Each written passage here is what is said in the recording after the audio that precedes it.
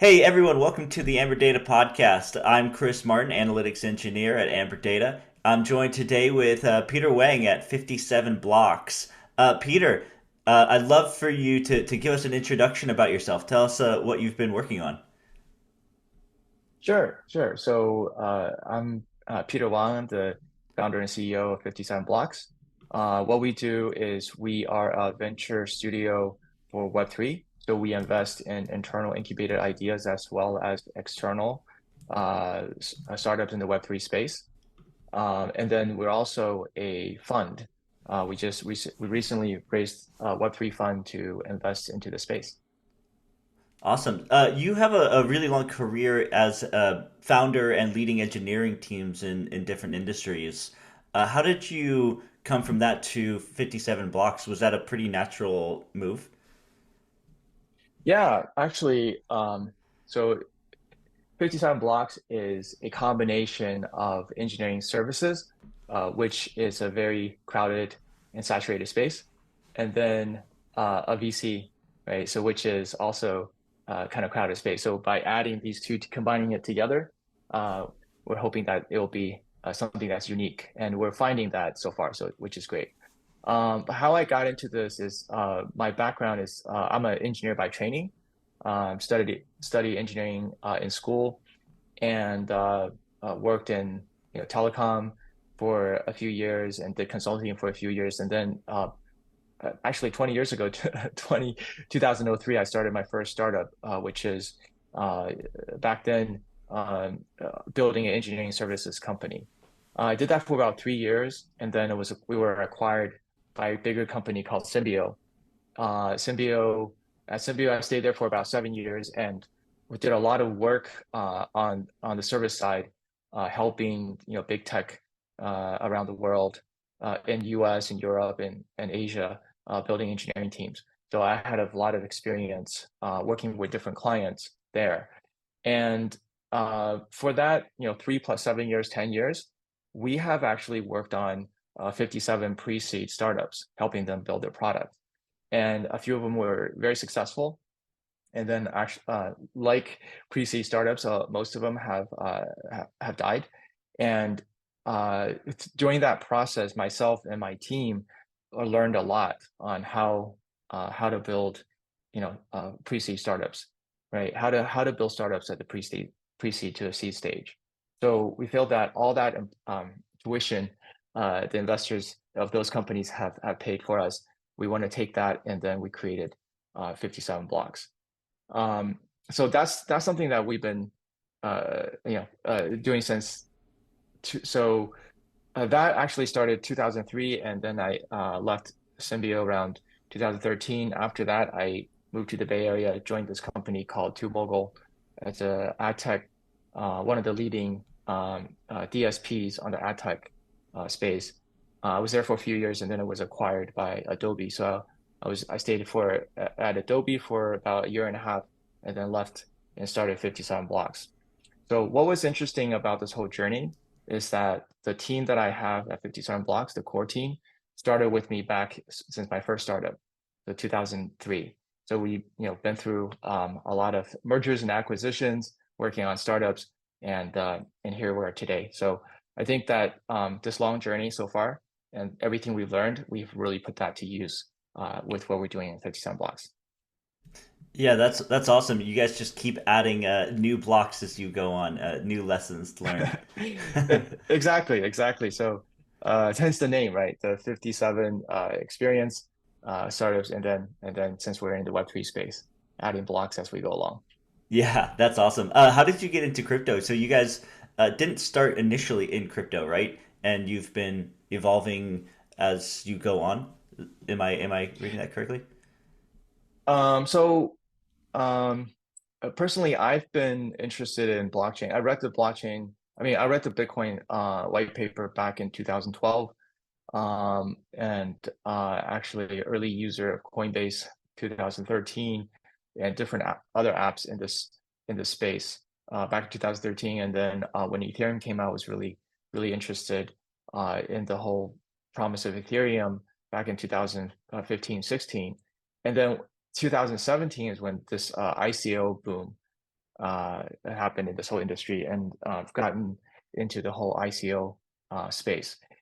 And as we were doing a lot of ICO investments, we've discovered there's a lot of problems in investing and syndicating into these investments. So actually, when we started 57 Blocks, we built this smart contract syndicate to pull funds together to invest into ICOs. And that was 2018. But unfortunately, my timing wasn't very good. We started as a product company building that syndicate software, and then we got that out middle of 2018. But the market ICO kind of disappeared, starting to disappear right mid 2018. So at the end of 2018, we were like, okay, this is not the right direction. Let's figure out, what to do next. And at the end of 2018, we were like, okay, so we have all these engineers and product managers and designers. Let's see what's out there. So we and also use what we learned on this previous service, creating a service company. So that's how we transitioned into a service company at the end of 2018. So we worked on some, actually, starting end of 2018, we actually worked on DeFi project. It wasn't even called DeFi back then. But at the same time, we also worked in the Web2 space. So we started working with companies in the Web2 space as well. So as of today, I would say it's half and half. Half of our companies that we work with is in the Web3 space, and the rest is in the Web2 space. Oh, that's really interesting. Yeah, you have that's a great history behind your own personal use as well. I mean, the Bitcoin white paper in 2012, Coinbase user in 2013. You're a real OG. Do you still stay active in, I guess, participating in DeFi, or is it more on the development side for your own personal activity? Yes, yeah. So I got into DeFi at 2020 DeFi summer, right? When the DeFi after the DeFi term was coined, and there was a number of early projects. Um, Actually, when I first got in, it was when Sushi Swap came out, and there was a bunch of news on that. And so that's when I started and discovered, like, what are all these new protocols, new projects in this space. And I've tried all kinds of different types of protocols, lending, AMMs, leverage, futures, all that. So yeah, so up till today, I'm still, a deep believer of DeFi, and actually still using DeFi, yeah, to generate yield, right? Yeah, I'd say from the last time we caught up, you're being very humble right now. Yeah, you definitely have a lot more experience there. Um, so let's go back to 57 blocks. So what's Sure. your unique selling point for 57 blocks in the space right now? Is there a differentiation between you and other, I guess, can you even say competitors? So in the funding space, right? So as a VC, I would say our main differentiator is bringing the capability on the engineering and product side, right? So because we work deeply with a lot of the companies we invest in, we help them build their protocols, or help them kind of train up their internal core smart contract engineers, or we can act as an extension to their internal engineering team, or we help them build out their engineering team and then spin out, and then it creating their own engineering team, right? So that's on the engineering team side, but because we're very deep in the DeFi space, the infrastructure space, also application layer, we have a lot of insights in this space as well. So from validation of ideas or creation of the protocol, or all the way to optimization, gas optimization, contract optimization, right? So um, all those details, so we can really help mainly on the product, tokenomics, and engineering side, as well as investment. Yeah, that's awesome. I know we talked a lot about the other projects that you guys were working on, and there's a very long list, some very exciting things to come. Let's talk about a couple of these. I'm curious Sure. to learn more about grow.xyz. So, Hmm. as I understand it, the Grow DAO is doing Hmm. a lot of things with the Grow protocol, which is a yield Hmm. aggregator. There's Yep. also a PWRD stablecoin and the Grow Yep. Vault. Can you tell Yep. me a Yep. bit about that? Yeah. Sure. Sure. So Grow is a stablecoin yield aggregator with a novel risk tranche mechanism, right? There's a low yield vault called PRD, right, powered vault, and it offers protection from depegs, hacks, and etc. And then the second vault is a high yield product called Volt, and the higher yield comes from taking on additional risk, right? So if in case that there is a depeg or hack that actually happens, right, the PW powered vault would be protected using the assets in the vault. So that's basically what the idea of Grow is. Got it. How does 57 Blocks play a role in the development? What are you guys doing? So we worked very closely with the founder Hannes at the very beginning. We kind of brainstormed on the protocol design, the opportunities in the space, and we also actually we were the first ones to help develop the smart contract, tokenomics, real time monitoring, so on and so forth. Help them launch the first version of the protocol, and even up to today, we're still continuing to work very closely with Grow in the Grow DAO, the evolution of the Grow protocol is started on Ethereum, uh, and now branching to look for yields from different bridges and I mean different chains, right? So look aggregating cross-chain opportunities through bridges and aggregating the liquidity all into Grow. Yeah, that makes sense. What sort of other chains are you guys looking at? Are you looking at more L2s or are you looking at getting onto more L1s? Mainly right now is mainly the L2s. Yeah, that makes sense. I'm assuming that that's a much easier development cycle, right? Especially leveraging Right. EVM. Right. We're mainly focused on EVM right now. Longer term, I'm sure, we can look at other L1 non-EVM L1s. But right now, the first step is to focus on EVM L2s. Yeah, that makes sense. Let's talk about Huma Finance. Can you tell me a bit about Huma Finance? What are they building? So Human Finance is a under collateralized loan platform. So as an example is invoice factoring. So if you look at DeFi today, most of the DeFi is over collateralized DeFi protocols, right? So there hasn't been really like credit-based scored, credit-based type of collateralization, right? Or under collateralized protocols, and Huma is one of the first ones. The first use case is yeah, invoice factoring. So if you're getting revenue on chain, whether it's a yield or whether it is distribution of like a streaming asset or revenue, you can basically take that and use that as collateral to do a loan. Right. So the first step is to use on-chain, and then longer term, we can bring off-chain revenue also onto on-chain, use that as collateral for the lending on-chain. Do you see any use case for like token, such as like an NFT or some real world asset backed collateral? Yeah. So the approach for Huma is at the protocol layer.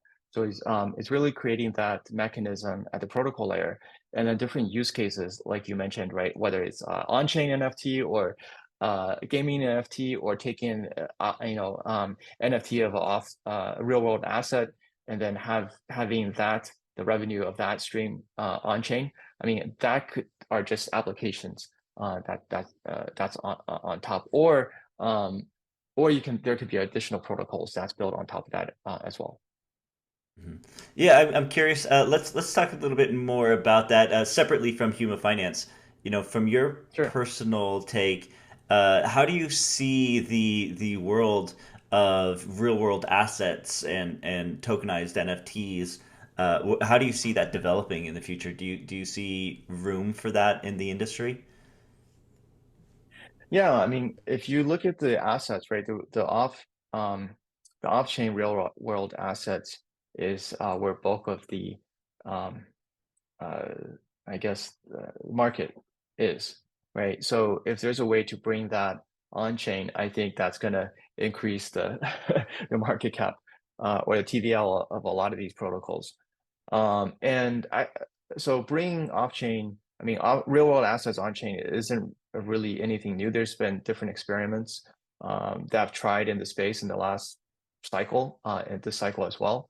I think what's really interesting this time is maybe the idea of ZK. So if you look at real world and on-chain, I kind of see it as there's an impedance mismatch, right? On-chain, your assets are all transparent, right? Transactions, everything is transparent in your wallet, but your identity is important to be anonymous, right? So if you look at real world, your asset is opaque, right? It's not shared with the world, but you have to go through KYC. So the identity is KYC'd, right? So there's like a impedance mismatch.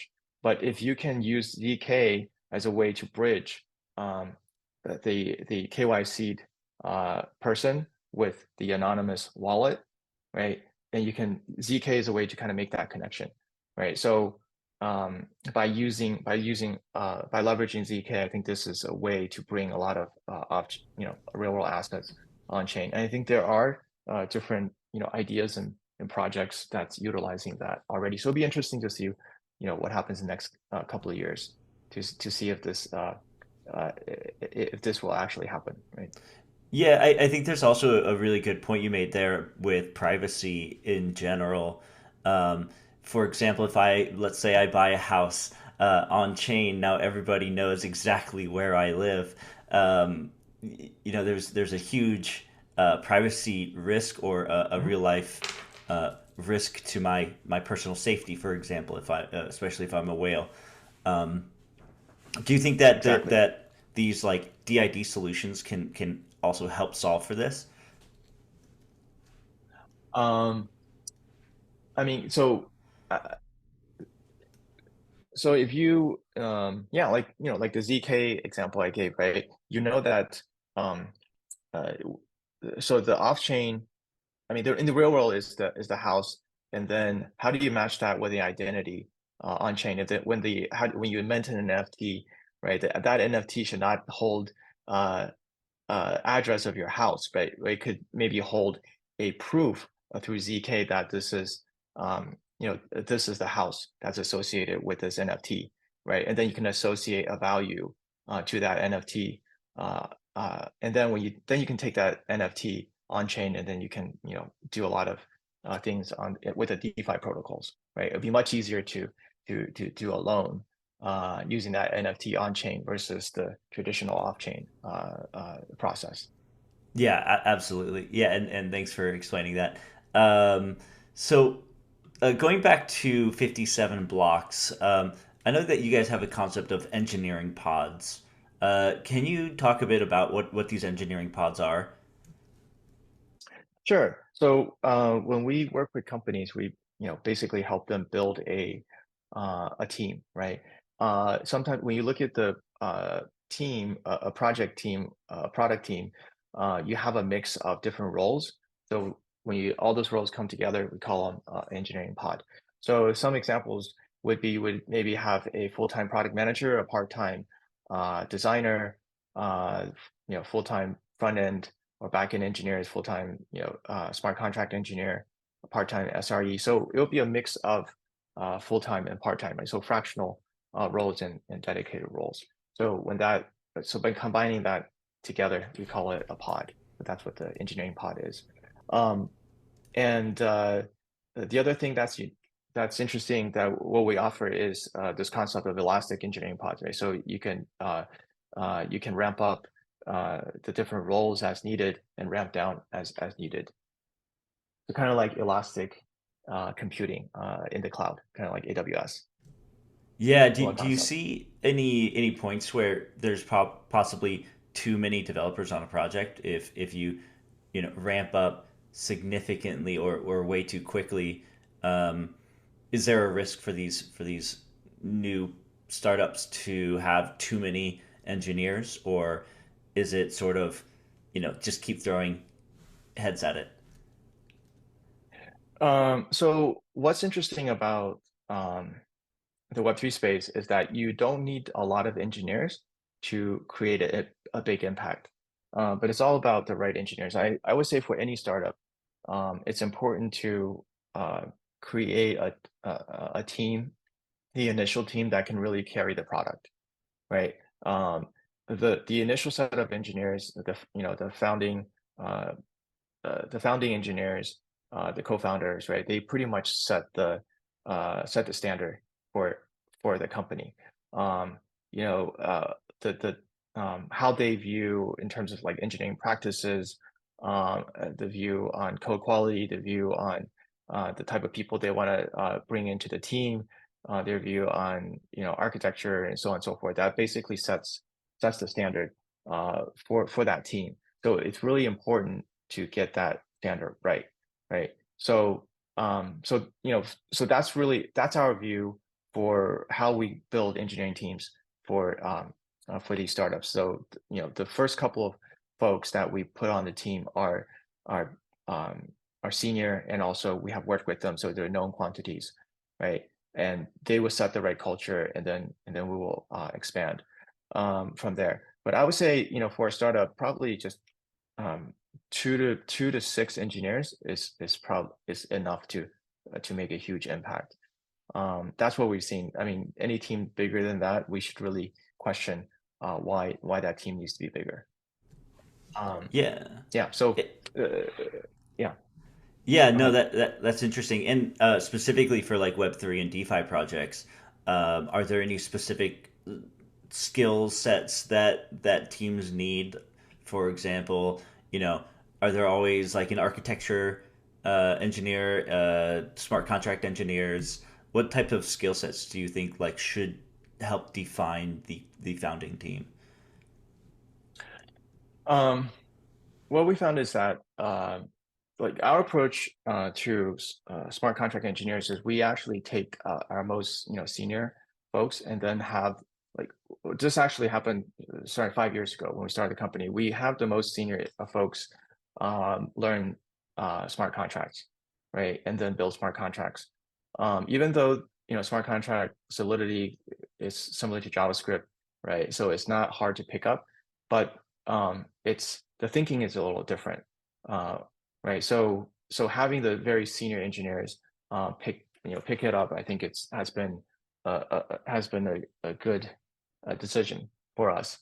Um, and also in terms of the code, you're dealing with millions. I mean, if you're successful, like millions, maybe hundreds of millions, $1 billion of worth of assets that you're managing.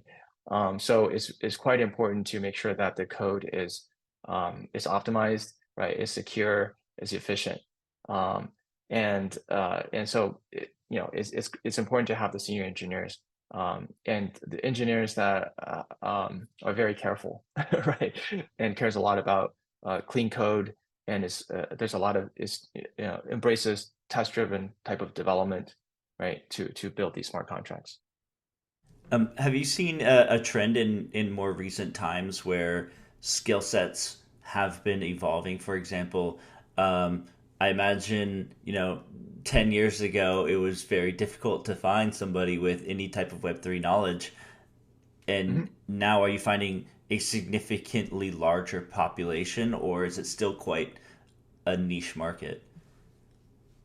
Um, For us, we mainly train up the smart contract engineers because we have kind of a process already. Um, it, I mean, there are definitely more smart contract engineers that's out there, but especially when you're writing, DeFi code that's managing a lot of assets and it's open, right? It's important to have um, it's important to have the right person, pick the right engineer to develop those contracts. I would say the good thing about this smart contract ecosystem is that this concept of audits, right? So a lot of times when the smart contract is deployed, there's a lot of protocols. They hire multiple auditing firms, and these auditing firms basically, a lot of them have OG smart contract engineers to review the code and review the code and figure out where the security holes are, or how you can actually optimize the contracts, right? So through that cycle, I think that's also a way to kind of train up the engineers that the smart contract engineers that develop these protocols. Um, so for us, the unique thing about working with us is that we would have these very senior smart contract engineers, not at the audit time frame when the contract is close to being done, but work with you when you're building the contract, and then training up your internal smart contract engineering team while you build the contract. So I think that's one of the examples of value add we have seen. Yeah, that's a great approach. I think it's interesting to leverage, like you mentioned, the auditor findings, and it's a great learning experience for everyone involved, right? Mhm. Not only do you learn vulnerabilities that are happening, but uh, you also have somebody to sound check your code quality and make sure that it's safe. I think that's awesome. When it comes to developers in the developer space, I should say, what sort of trends are you seeing? Just generally, are you seeing more developers getting into DeFi? Are you seeing more of developers getting into, let's say, infrastructure? What sort of trends are you seeing? Um, I mean, I think the Web3 space, there are uh, there's a lot of, I mean, DeFi is one area, but the NFT, GameFi, layer one, L2, new L2s, L3s, um, and also new, L1s, that's um, that's being released, right? So, and also with different languages. So if you look at the Ethereum ecosystem, is mainly Solidity, right? And with the ZK L2s, I mean, there's ZK EVM, so that's still Solidity, but there are other ZK languages for L2. For the non-EVM chains, there's Rust is a popular language, right? And then with Aptos and Suite, so Move is also a very interesting um, ecosystem that's being developed there. So it'll be interesting to see kind of how the languages will be adopted by different chains. But those are kind of the new things that we're seeing on the smart contract area. The other area that we've seen a lot of is there's still need for cloud, right? Um, so you see a lot of um, application or components that's built in the cloud to kind of complement the smart contracts or whatever's on chain. So yeah, so we've seen a lot of happening or developments in that area as well. Yeah, that's interesting. When it comes to these different languages outside of Solidity, do you find that there's a lot more adoption in a new language, or is it a fairly slow drip to train up engineers to get into this area? I would say for engineers that are familiar with building on chain, moving from let's say Solidity to a different language, I think the transition will be much easier because you can basically take a lot of the learnings on how you build an on-chain application to another chain, right? So it's the thinking is a lot of the thinking is the same, but then it's just a different language. So I would say that adoption in that or transition in that sense will be easier.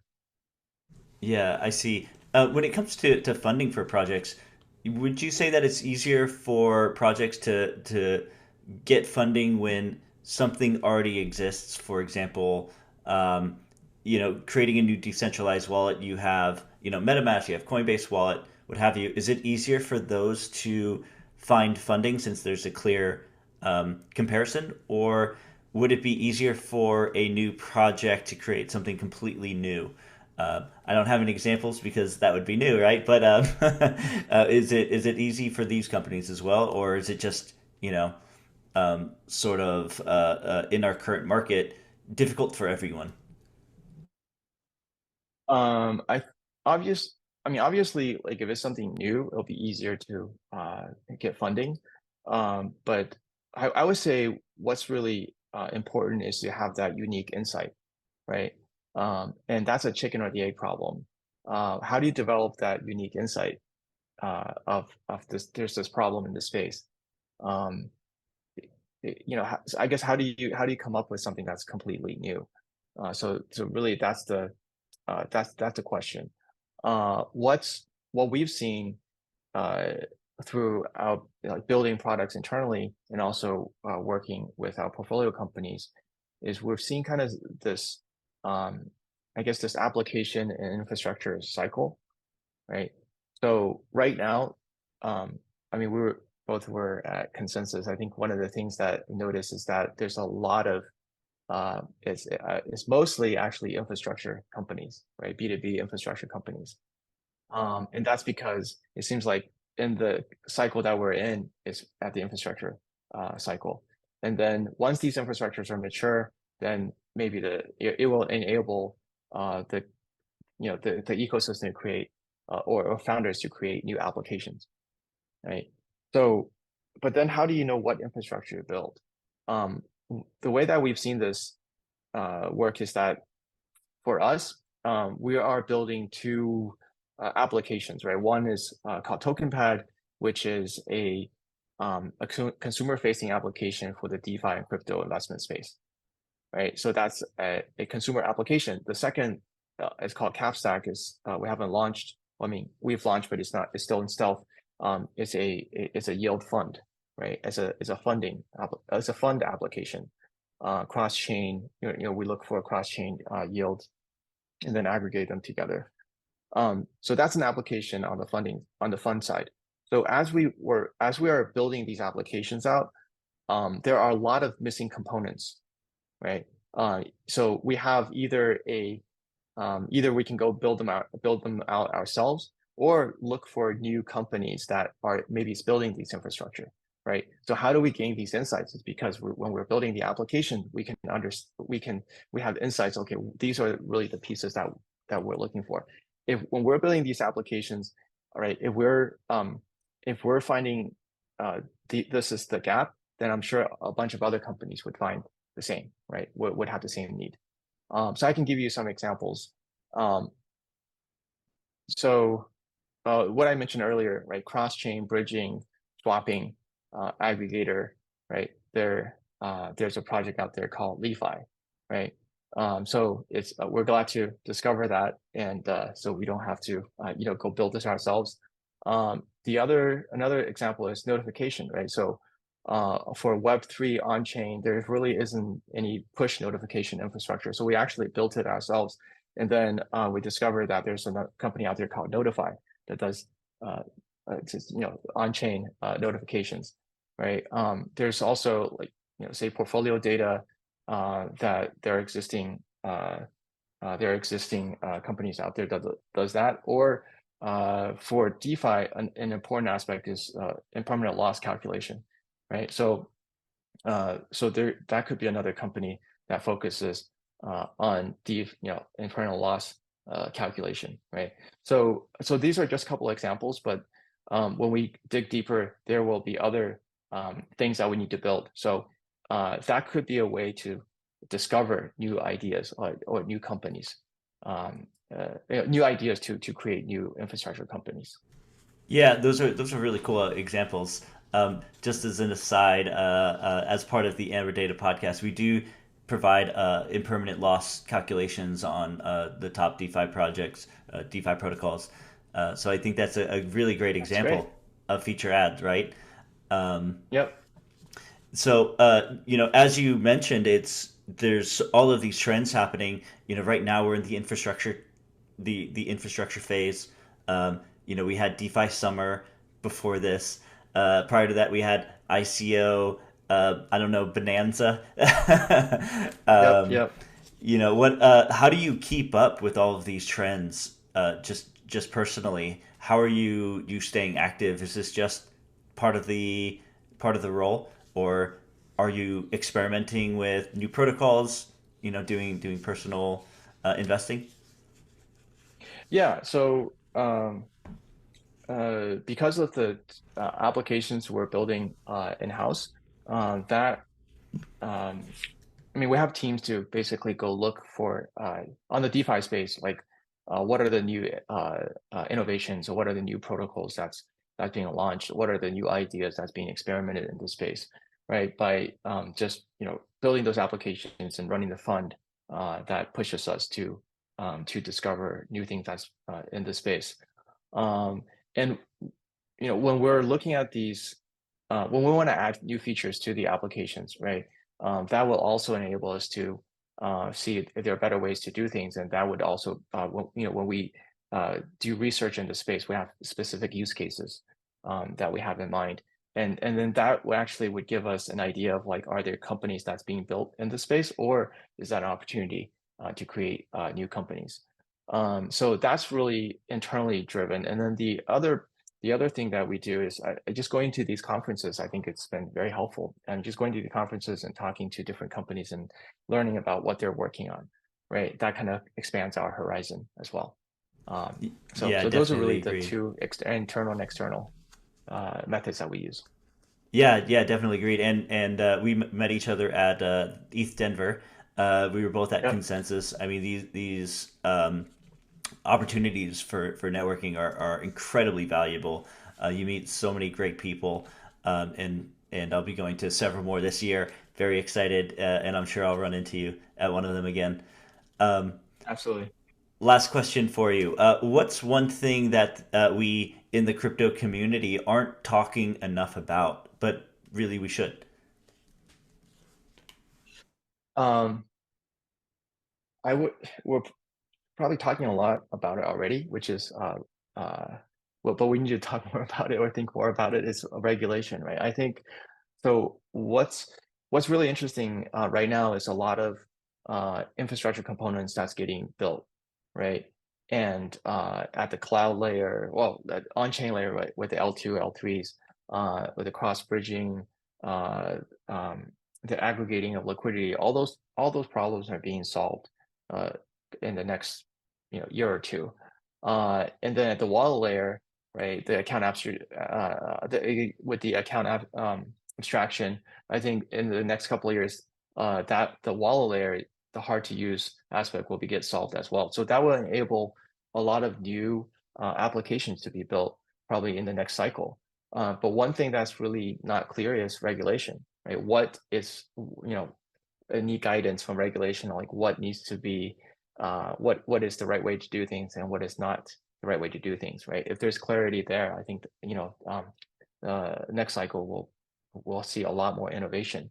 But if in terms of regulatory um, concern or clarity, if that's not there, I think that's probably going to hold back a lot of innovation in the next cycle once all this infrastructure is ready to go. I mean, there are a lot of things that's happening in the space, but it's still there's no clear path to like regulation clarity, right? Um, so maybe if there are more um, connections or more things, more conversations we can have, this community can have on the whole regulatory space, I think that would be really helpful. Yeah, I love that. That's a great answer. as part of our Amber Data newsletter, I think by the time this podcast is released, it'll probably be number 3 or number 4. Um, we've talked about regulation in every newsletter, and I feel like we're just going to have to make it a standard part of the newsletter at some point because it's featured in every single one. I totally agree with you. It's extremely important, and it's not being talked enough. I mean, we have countries like China who's now paying digital yuan. We have Zimbabwe talking about digital gold. We have Ecuador. We have Venezuela.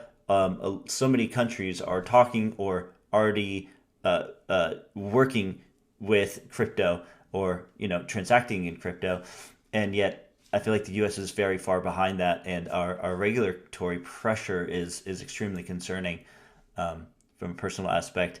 Um, is there? Would you say that it's important for crypto companies of all kinds to speak more broadly about regulation? Is there a reason why they're not doing that right now? Um, well, I think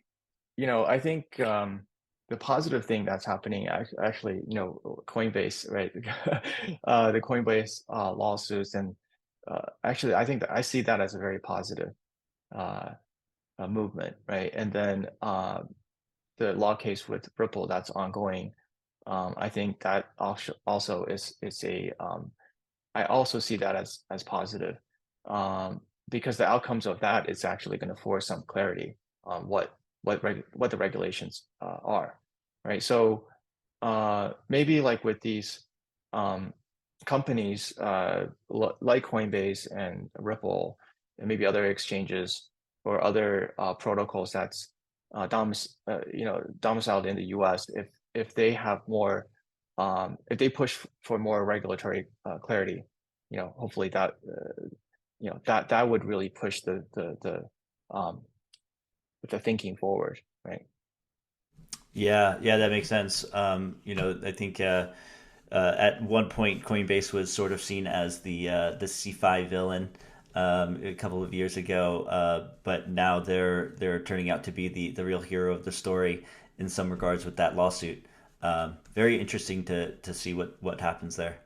Um, Peter, I really appreciate your time. Thank you so much for joining us on the Amberdata podcast. It's been really great to hear about 57 blocks, getting to know your history and your background a bit more, hearing about the portfolio companies you're working on, and honestly, just getting your insight. I think you're definitely quite humble. You've got a lot of experience and really in depth knowledge of the space. So I really appreciate all of your insight. Oh, thank you, Chris. I really enjoyed it.